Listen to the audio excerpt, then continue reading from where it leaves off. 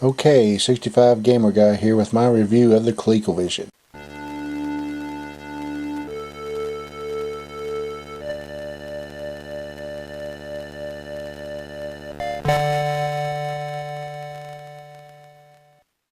Here are the specs. And the ColecoVision is an 8-bit system.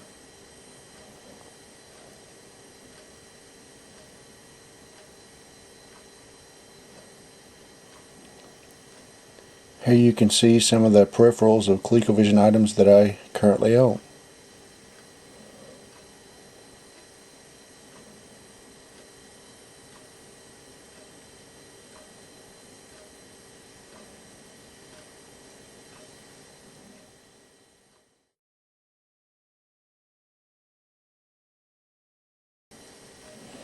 On the back of the ColecoVision you will see what looks like an RCA jack output. It is not, because one cable feeds both audio and video through it, unlike the 3 cables used in a regular RCA jack, with one being video and the other 2 stereo sound.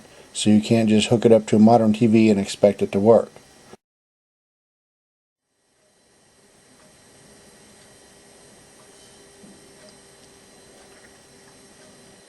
So why does a ColecoVision have keypads on its controllers?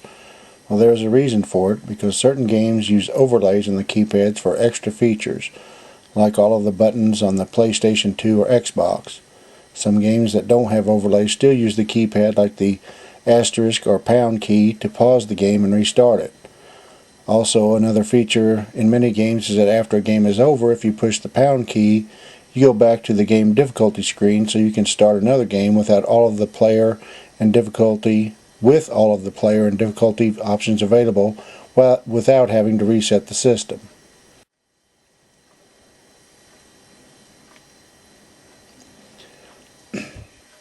Now here's some quick clips of games that are available on the ColecoVision, and these were fun games. I mean, you'd play these games, they were addictive. You just played them over and over and over, and it was a lot of fun. A lot of these old systems just, I don't know, to me they don't make games like this anymore, but maybe I'm getting old.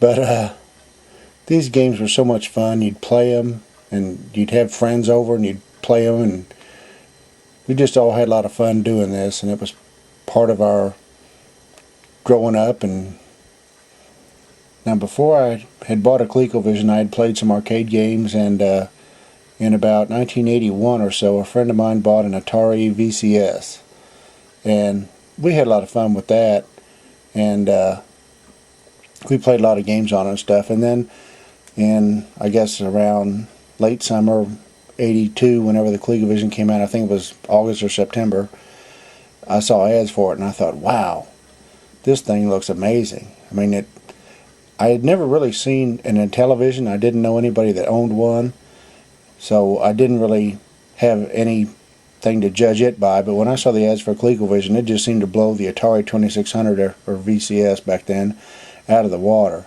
So I saved up my money and I bought one, and I've had one since I was 17, and it's been a lot of fun. There's a lot of great games for this system, and some of them are good and some of them are not so good, but that's all kind of part of it. But it's been a fun ride, and later on I plan on reviewing some of these games in the future.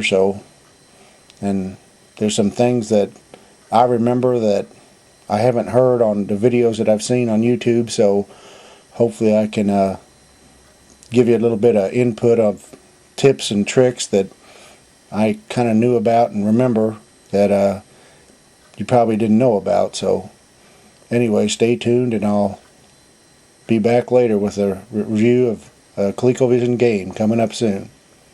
Thanks.